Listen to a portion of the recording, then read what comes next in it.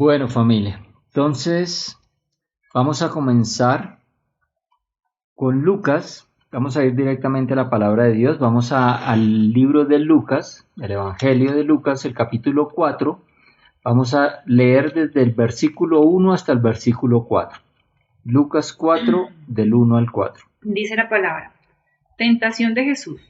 Entonces Jesús, lleno del Espíritu Santo, regresó del río Jordán y fue guiado por el Espíritu en el desierto, donde fue tentado por el diablo durante 40 días. Jesús no comió nada en todo ese tiempo y comenzó a tener mucha hambre. Entonces el diablo le dijo: si eres el Hijo de Dios, dile a esta piedra que se transforme en pan. Jesús le dijo: no, las Escrituras dicen, la gente no vive solo de pan. Amén. Bueno, veamos acá que dice que Jesús, lleno del Espíritu Santo, volvió del Jordán. En el Jordán era cuando fue bautizado por Juan el Bautista. Y dice, y fue llevado por el Espíritu al desierto. El Espíritu Santo llevó a Jesús, pero ya antes había sido lleno del Espíritu Santo. Esto es muy importante entenderlo y tenerlo presente. Jesús fue lleno del Espíritu Santo. Nosotros ya hablamos de la llenura del Espíritu Santo, que es el poder de Dios derramado sobre nosotros a través de su Santo Espíritu. Ese poder estaba en Jesús, fue derramado sobre él. Él estaba lleno del Espíritu Santo y el Espíritu Santo lo llevó al desierto. Ahora, ¿cuál era el propósito a que fue llevado al desierto? ¿Será que sintió hambre después de 40 días? Sí. Aquí dice que no comió nada. Después de 40 días es natural que sienta hambre, ¿cierto? Pero ¿quién sentiría hambre? ¿El cuerpo o el espíritu? El cuerpo. El cuerpo. El que sintió hambre fue el cuerpo. Entonces el propósito de este tiempo en el desierto era someter el cuerpo y fortalecer el espíritu. En este tiempo Jesús estaba alimentando el espíritu con la palabra y estaba sometiendo al cuerpo. ¿Qué pasó cuando Satanás tentó a Jesús? Jesús respondió: no solo de pan vive el hombre, sino de toda palabra que viene de la boca de Dios. Es decir, Jesús tenía el poder para convertir esas piedras en pan, pero el propósito de estar en el desierto era someter el cuerpo. ¿Para qué? Para que al tiempo que el cuerpo iba sometiéndose, el espíritu iba creciendo, ¿sí? Entonces eso es lo que necesitamos hacer todos nosotros. Nosotros necesitamos someter el cuerpo para que nuestro espíritu se fortalezca y nuestro cuerpo se debilite. Acuérdense que somos seres son seres en 3 dimensiones. Tenemos un espíritu, somos un espíritu que tenemos un alma y vivimos en un cuerpo. Entonces nosotros debemos buscar que sea nuestro espíritu el que gobierne. El espíritu es el que debe reinar y el alma debe servir al espíritu y el cuerpo debe ser el esclavo que obedezca al alma y que obedezca al espíritu. Pero para someter el cuerpo necesitamos, debemos someterlo, hay que someter al cuerpo. ¿Listo? En este caso Jesús ayunó 40 días para someter al cuerpo y fortalecer su espíritu. Miremos lo que dice el versículo 14 de ese mismo del capítulo 4. Entonces Jesús regresó a Galilea lleno del poder del Espíritu Santo. Las noticias acerca de él corrieron rápidamente por toda la región. Aquí nos dice que Jesús volvió en el poder del Espíritu a Galilea y se difundió su fama por toda la región. O sea, Jesús salió de allá más fortalecido, pero no en el cuerpo, sino en el espíritu, en el espíritu. Por eso debemos someter la carne y fortalecer nuestro espíritu. Ahora vamos al libro de Gálatas, vamos al capítulo 5. Vamos a leer unos versículos del capítulo 5 de Gálatas. Gálatas, capítulo 5, versículo 16, y vamos a leer versículos 16 y 17. Por eso les digo, dejen en el Espíritu Santo los guía en la vida. Entonces no se dejarán llevar por los impulsos de la naturaleza pecaminosa. La naturaleza pecaminosa desea hacer el mal, que es precisamente lo contrario a lo que quiere el Espíritu. Perfecto. Aquí dice, en la Reina Valera dice, andad en el Espíritu y no satisfagáis los deseos de la carne. Debemos andar en el Espíritu sin satisfacer los deseos de la carne. Y el versículo 17 dice, porque el deseo de la carne es contra el Espíritu, y el del Espíritu es contra la carne, y estos se oponen entre sí, para que no hagáis lo que quisierais. Quiere decir, los deseos del Espíritu van en oposición a los deseos de la carne. Los deseos de la carne van en oposición a los deseos del Espíritu. Por eso nosotros debemos andar en el Espíritu y no andar en la carne, porque los deseos de la carne, ya los vamos a ver, son deseos pecaminosos. Y ahí termina este versículo diciendo, para que no hagáis lo que quisierais. Nosotros queremos hacer las cosas que Dios manda, queremos obedecer a Dios, pero a veces no podemos. A veces nos debilitamos y somos tentados, ¿sí? Si tenemos tendencia de pronto a irritarnos o a ser explosivos de mal genio. Queremos hacer las cosas, pero no las podemos hacer. ¿Por qué? Precisamente por eso. Porque el espíritu no está fortalecido, en cambio la carne sí. Nosotros debemos debilitar la carne y el espíritu y fortalecer al espíritu. Son dos cosas que tenemos que hacer al tiempo. Jesús estuvo en el desierto debilitando la carne, pero a la vez estuvo estudiando la palabra de Dios, fortaleciendo el espíritu. Por eso cuando vino Satanás a tentarlo, ¿sí? Él le respondió con la palabra de Dios. Y no le dio prioridad a las cosas de la carne. Él no le dijo, ay sí carne, ya que tienes hambre, entonces voy a preparar comida. Voy a volver las piedras pan. No, él dijo no, la carne se somete. Y siguió fortalecido en el espíritu y salió fortalecido, ya lo vimos. Ahora miremos, vamos a leer los versículos 19 y 21 que nos muestran cuáles son estas obras de la carne. Cuando ustedes siguen los deseos de la naturaleza pecaminosa, los resultados son más que claros. Inmoralidad sexual, impureza, pasiones sensuales, envidia, borracheras, fiestas desenfrenadas y otros pecados parecidos. Permítanme repetirles lo que les dije antes.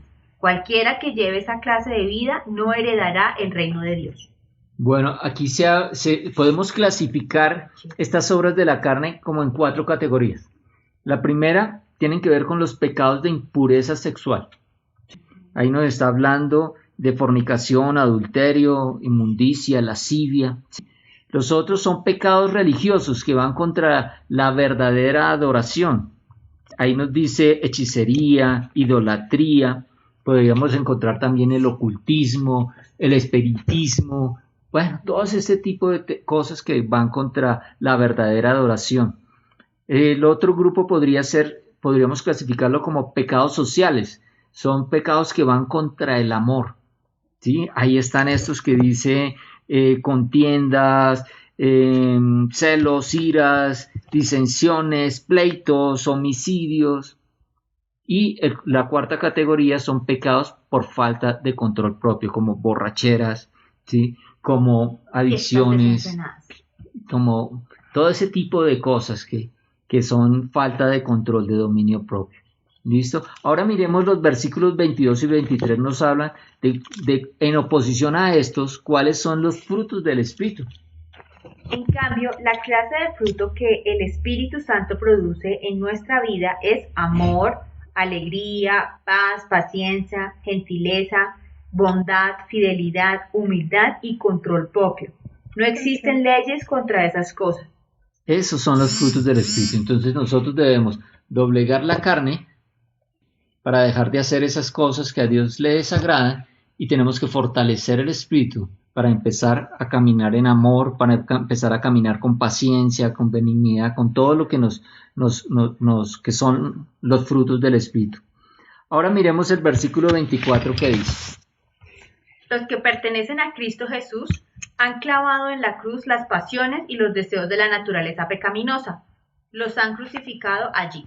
Perfecto. La Reina Valera dice que los que somos de Cristo hemos crucificado la carne, pero los que son de Cristo han crucificado la carne con sus pasiones y deseos. ¿Qué quiere decir? Nosotros en Cristo Jesús, ya somos de Jesús, ya le pertenecemos a Él al recibirlo como nuestro Señor y Salvador. Nosotros debemos crucificar la carne.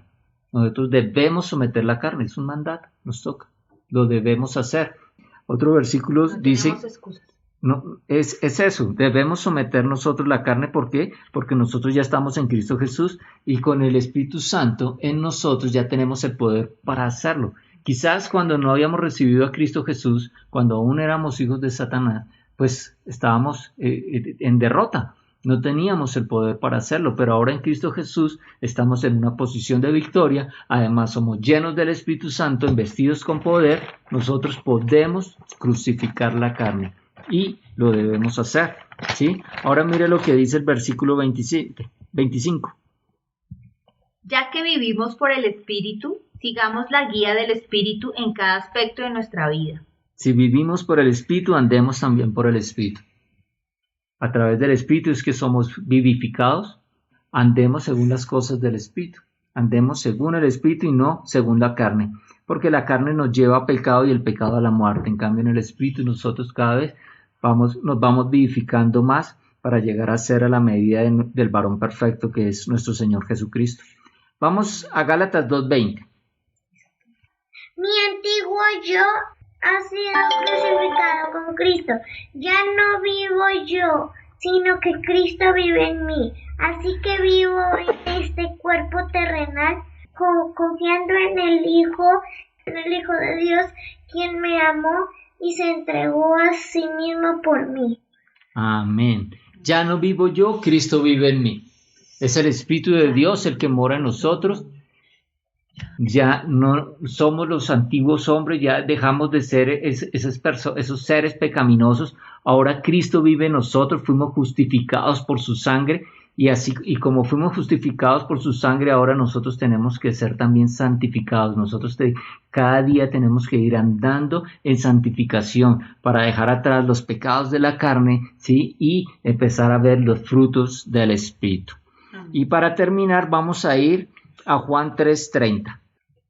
Él debe tener cada vez más importancia y yo menos. Él debe tener cada vez más importante y yo menos. En la versión Reina Valera dice, es necesario que Él crezca, pero que yo mengüe. Aquí está hablando Juan el Bautista. Los discípulos de Juan el Bautista vinieron a darle noticias de que había mucha gente siguiendo a Cristo. Y Él les dijo, pues no se sorprendan, yo mismo les dije, sí, que yo no era el Cristo, sino que la persona que venía detrás de mí lo era. Y Él les dijo, es necesario que Él crezca, pero que yo mengüe. Esa es la actitud con la que todos nosotros nos debemos presentar delante de Dios.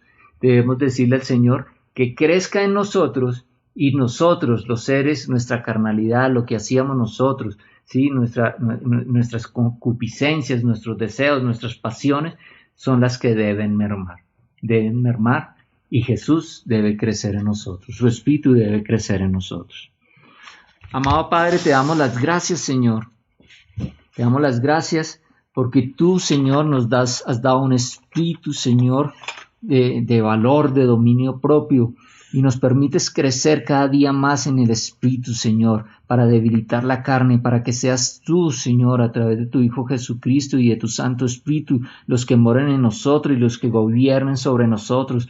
Ya no vivimos nosotros, sino que vives tú dentro de nosotros. Nosotros somos templos del Santo Espíritu y mermamos la carne, le ordenamos a la carne que se someta a nuestro espíritu, para que es a través de nuestro espíritu que nosotros somos conscientes de Dios, y nosotros le decimos a la carne que se debe someter a nuestro espíritu y debe obedecer nuestras pasiones, nuestra alma, nuestra voluntad también debe ser sometida al Espíritu Santo, y le damos orden, le damos instrucción a nuestro cuerpo y a nuestra alma que se sometan al Espíritu Santo, que se sometan a nuestro espíritu, para que nuestra comunión con Dios sea cada vez mayor, para que cada vez seamos santificados, para que cada vez seamos más parecidos a la medida del varón perfecto, que es nuestro Señor Jesucristo. Te amamos, Señor Jesucristo, te recibimos como nuestro Señor y Salvador, y te damos la gracia por tu obra redentora.